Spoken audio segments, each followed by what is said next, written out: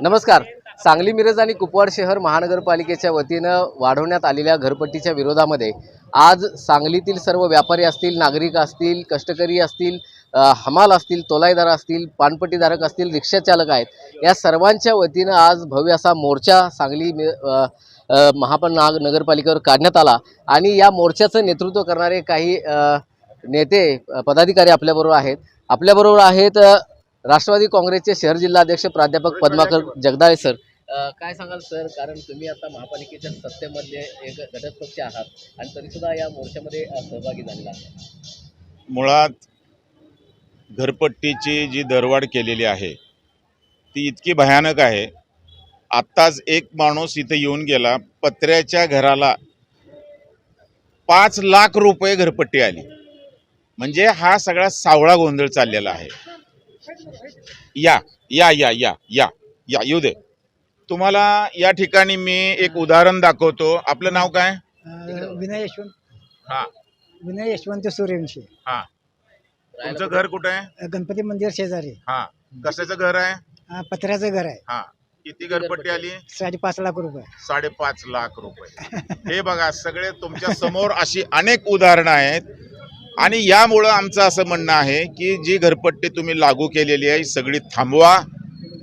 सगळ्यात महत्त्वाचं, प्रशासकाच्या काळामध्ये जे गैरकारभार झालेले आहेत, हा एक प्रकारचा गैरकारभारच आहे. लोकांच्या घरं लुटून यांना महापालिकेमध्ये पैसे आणायचे आणि त्याच्यातून भ्रष्टाचार करायचा आहे. त्यामुळं आमचा या घरपट्टीला विरोध आहे. मी आवाहन करतो लोकांना की जोपर्यंत जे तुम्ही समिती नेमलेली आहे महापौरांच्या अध्यक्षतेखाली, त्यांचा निर्णय होत नाही तोपर्यंत घरपट्टी लागू करू नका, बिलं पाठवू नका. आणि नागरिकांना आवाहन करतो की तुम्ही बिलं भरू नका. या पद्धतीनं जोपर्यंत सांगलीकर एकजूट दाखवत नाहीत, आम्हाला पक्ष वगैरे हे ते जोडे आम्ही बाहेर काढून इथं आलेलो आहे. पक्ष कशासाठी असतो? नागरिकांचे प्रश्न सोडवण्यासाठी असतो. पक्षाचे लोक जर नागरिकांच्या प्रश्नाच्या बरोबर नसतील तर ते पक्षाचं चुकीचं काम आहे. त्यामुळं आम्ही नागरिकांच्या बरोबर आहोत, जरी सत्तेत असलो तरी पक्षाचं हे आमचं कामच आहे. आणि मी एक सांगतो सांगलीकरांना, मी या निमित्तानं आवाहन करतो, आज पहिला मोर्चा असा असेल की एकही माणूस गाडी पाठवून आणलेला नाही. आणि सर्व क्षेत्रातले, झोपडपट्टीपासून अगदी डॉक्टर, इंजिनियर, प्राध्यापक, सगळे व्यापारी असतील व सर्व प्रकारचे रिक्षावाले असतील, एवढ्या सगळ्या क्षेत्रातली माणसं आज त्या मोर्चामध्ये आली.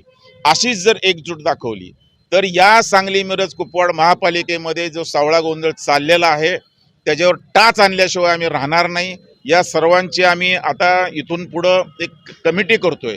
जे जे वाईट कारभार चाललेला आहे सांगलीमध्ये तो सगळा थांबवणार, यात काही शंका नाही.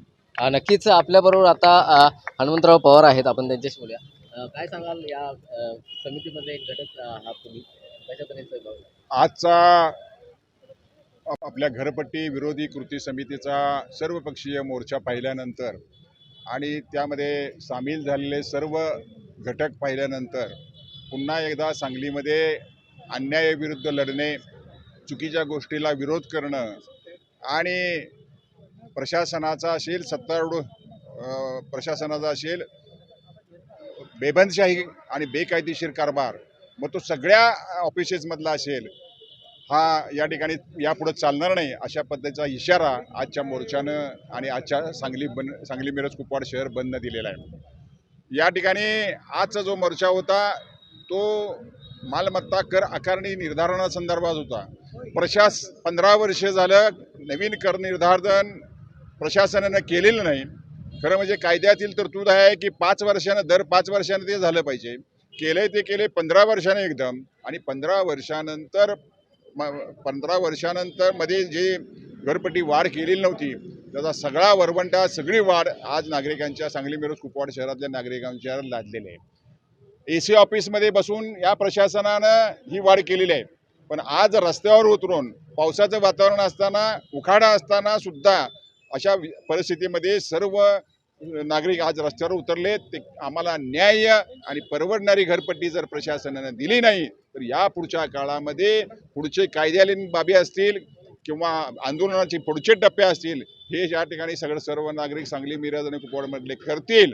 आणि वेळ प्रसंग पडला तर जर स्थगिती दिली नाही आहे आत्ताच्या बिल वाटपाला किंवा ह्या प्रकाराला तर आम्ही निश्चितपणे नागरिकांना जाहीर आवाहन करू की 6.5 लाख लोकसंख्या आहे आपली, 2,07,000 प्रॉपर्टी आहेत, कुणीही बिल भरायचे नाही, भरू नका अशा पद्धतीचं घोषणा आम्हाला भविष्यात करावी लागेल। नक्कीच आपल्याबरोबर या संदर्भात बोलण्यासाठी उभाटा शिवसेनेचे जिल्हाध्यक्ष आहेत शंभूराज काटकर। काय सांगाल, कारण अनेक कष्टकरी आम्हाला आहेत, भाजीपाला विकणाऱ्या महिला आहेत, यांना या घरपट्टीवाढीचा फटका बसतो। 100% सगळ्यांना घरपट्टी व दरवाढीचा फटका बसतोय। आज आपण व्यापारपेठ बघितली, सामान्य भाजी विक्रेता असू दे, हमाल असू दे, तोलाईदार असू दे, कर्मचारी असू दे, सामान्य कुटुंबातली माणसं ते सॉफ्टवेअर कंपन्या चालवणाऱ्यापासून मोठमोठे इंडस्ट्री चालवणारे इंडस्ट्रीयलसुद्धा आज इथं मोर्चामध्ये हजर होते। आणि या सगळ्यांच्यामध्ये जो राग आहे, या अन्यायी औरंगजेबाच्या कारकिर्दीत जसा जिजिया कर लागायचा तसा कर ह्या महापालिका प्रशासनाने लावलेला आहे।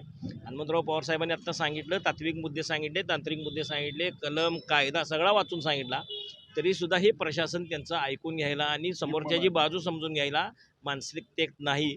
त्यांना काही करून बहुता हा करवाढ लादायसाठीच आणले की काय अशा आविर्भावात ते बोलतायत। मात्र जर यापुढे ह्या प्रशासनानं ह्या मालमत्ताधारकांची आमच्या आजोबांना आमच्या आईवडिलांनी घरं घेतली, जागा घेतली, घरं बांधली, आम्ही आमचं घर सुशोभीकरण ठेवले म्हणून काय आम्ही चूक केली का?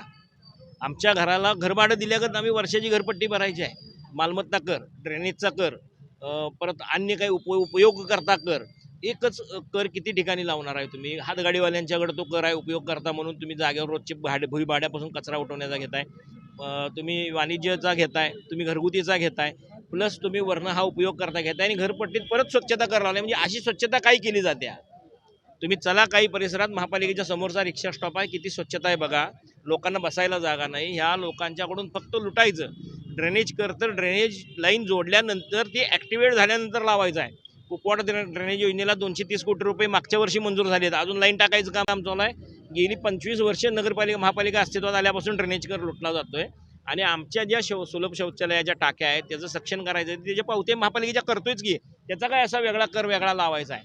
तर ह्या लुटीचा धंदा ह्या प्रशासनानं चालवलेला आहे आणि ह्याला सत्ताधारी मंडळींनी एक गाजर दिलं विकासाचं, की जर तुम्ही जेवढं तुमचं उत्पन्न वाढवून दाखवाल तेवढी महापालिकेत राज्य सरकार गुंतवणूक करेल आणि तितका आम्ही तुम्हाला फंड देऊ, निधी देऊ। या गोंडस गाजराखाली आणि नगरसेवकांनाही भीती गाठली की तुम्ही ह्याला जर विरोध केला तर तुम्हाला ह्यात आम्ही फंड देणार नाही, अशी भीती घालून नगरसेवकांनाही थांबवण्याचा प्रकार केला आहे। आमदार खासदार आहेत, मिरजेचे आमदार आहेत, सांगली विधानसभेचे आमदार आहेत, खासदार आहेत, यांची भूमिका नेमकी काय वाटते? मालमत्ताधारकांनी हरकती कमी दाखल केल्या म्हणजे हे सगळ्यांना मान्य आहे, अशी ह्यांची सगळ्यांची भूमिका आहे, भावणूक आहे का समजूत आहे माहीत नाही, पण हे सगळे करवाढीच्या बाजून आहेत। लोकांनी यांची जागा दाखवली पाहिजे, यांना घरातनं बाहेर पडणं मुश्किल करून ठेवलं पाहिजे। मी तर सांगलीकर जनतेला आवाहन करीन, आमदार असू देत, खासदार असू देत, दोन्ही आमदार सांगली मिरजेचे खासदार असू देत किंवा पालकमंत्री असू देत, यांना रस्त्यात दिसतील तिथं आडवा आणि याचा जाब विचारण्याची आज वेळ आलेली आहे। नक्कीच खऱ्या अर्थानं महानगरपालिकेनं लावलेला हा जो कर आहे तो जिजिया कर आहे अशा तऱ्हेची भूमिका शंभूराज काटकर यांनी व्यक्त केलेली आहे। आणि संबंध सांगली मिरज कुपवाड शहर महानगरपालिका क्षेत्रातील नागरिकांनी हा करच भरू नये अशा तऱ्हेची भूमिकाही अनेक मान्यवरांनी व्यक्त केलेली आहे। खऱ्या अर्थानं पाहायला गेलं तर प्रशासक काळामध्ये हा केलेला भ्रष्टाचार आहे आणि याचा भुर्दंड मात्र सर्वसामान्य जनतेला भोगावा लागतोय। आणि या भ्रष्ट कारभारावर, या महानगरपालिका प्रशासकीय कारभारावर टाच आणल्याशिवाय आम्ही राहणार नाही अशा तऱ्हेची भूमिकाही व्यक्त करण्यात आली आहे। मोहन राजमाने, नवराष्ट्र न्यूज, सांगली।